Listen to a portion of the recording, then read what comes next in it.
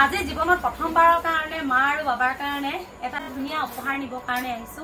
কোনো দিনে দি পোৱা নাই, যেহেতু পূজা লগতে ঠাণ্ডা দিন আহি আছে, সেইকাৰণে ভাবিলো মাহঁতি সময়বিলাক অতিবাহিত কেনেকৈ কৰিব, কাৰণ ঘৰত কোনো ল'ৰা ছোৱালী আৰু নাই।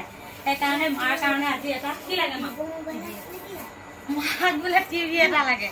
সেইকাৰণে ভাবিছো কি মাৰ কাৰণে এটা টিভি লৈ যাওঁ, যিহেতু দুৰ্গা পূজাৰ সময়ত যিহেতু অফাৰ চলি আছে, লগতে এতিয়া ফাইনেন্সত যিকোনো বস্তু য'তে হ'লেও ল'ব পৰা যায়। তাতে আমাৰ সদিয়াত এখন ধুনীয়া দোকান আছে, আমাৰ তাহানি দিনৰে চিনাকি ঠাণ্ডাৰ দোকানলৈ আহিছো। ৰাতি এতিয়া বহু ৰাতিয়ে হ'ল, ঠাণ্ডাৰ দোকান বন্ধ কৰিলে তথাপিও আমি আহিছো কাৰণে খুলি দিছে। টিভি এটা দিব এতিয়া।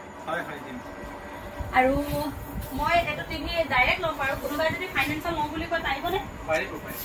আপোনালোকৰ ইয়াত সকলোখিনি চিষ্টেমে আছে, অকল বাজাজৰে আছে নে? বাজাজ আছে, স্যামসাং আছে, ওপো আছে, HDFC আছে, ফাইনেন্স আছে, গোটেইকেইটা ফাইনেন্স আছে। যোনে আৰু কাৰোবাৰ যদি চিভিল বেয়া তেওঁলোকে মানে ওপো পাৰিব। ওপো কোম্পানীয়ে নিজে ফাইনেন্স কৰি আছে, এতিয়া EMI ফাইনেন্স। স্যামসাং কোম্পানীয়ে নিজে ফাইনেন্স কৰি আছে, তেহেঁতে যোৱাৰ চিভিল বেয়া আছে, সিহঁতে ল'ব পাৰিব, কিন্তু বাজাজত নোৱাৰে। আৰু মই কেইবাটাও বস্তু ফাইনেন্সত যিহেতু দাদাৰ পৰা আগতে লৈছো, কিন্তু এইটো মাহঁতক মানে ডাইৰেক্ট কিনি দিম, যিহেতু এতিয়া ফাইনেন্স কৰি থাকিব পৰাকে দিন লাগে যে। অকণমান এতিয়া হাতত পইচা আছে, মাহঁতক আৰু অকণমান সুখ দিওঁ।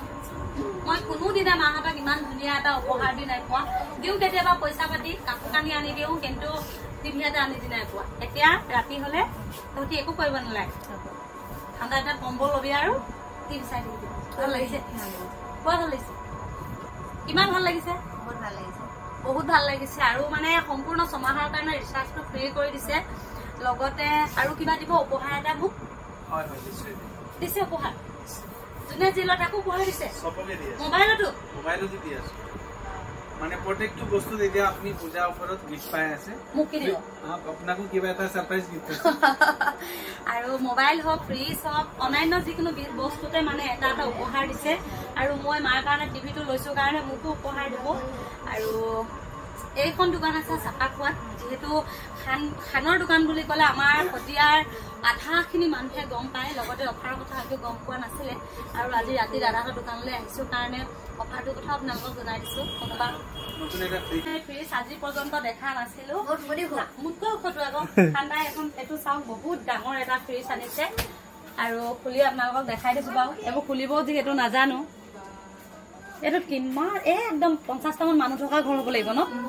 হে, দুটা মানুহে লৈ লাভ নাই। কাম আহিব।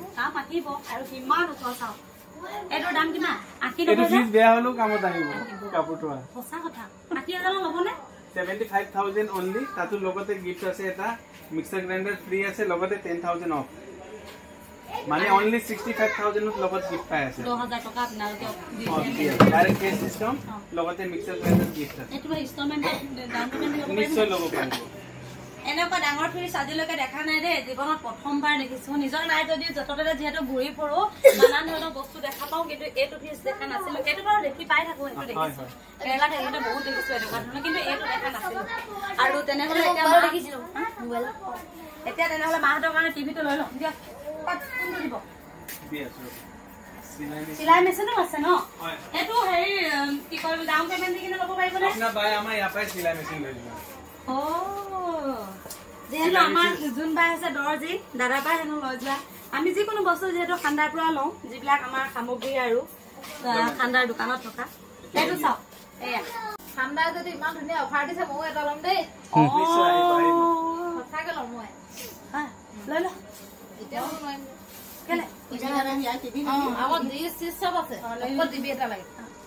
আমাৰ বায়ে একদম বোলে তাইকো এটা লাগে। মোক পইচা থকা হলে লৈ দিলো হলে, কাৰণ টাইলছ খিনি লগালো। এতিয়া লৈ দিব নোৱাৰো। আৰু তাই যিহেতু ল'ৰা ছোৱালী কেইটাই আছে, ঘৰখন গৰম কৰি থাকিব, আমৈ আছে, মাহঁতৰ যিহেতু কোনো নাই, মা আৰু বাবা অকলশৰীয়া জীৱন যিহেতু কটাই থাকে, সেইকাৰণে টিভিটোৱে ঘৰখন গৰম কৰিব। মোবাইল এটা কিনি দিলো, 15 দিন নালাগিলে বৰবাদ কৰি দিলে। টিভিটো বৰবাদ কৰিব নোৱাৰে। ঠাণ্ডা দিনত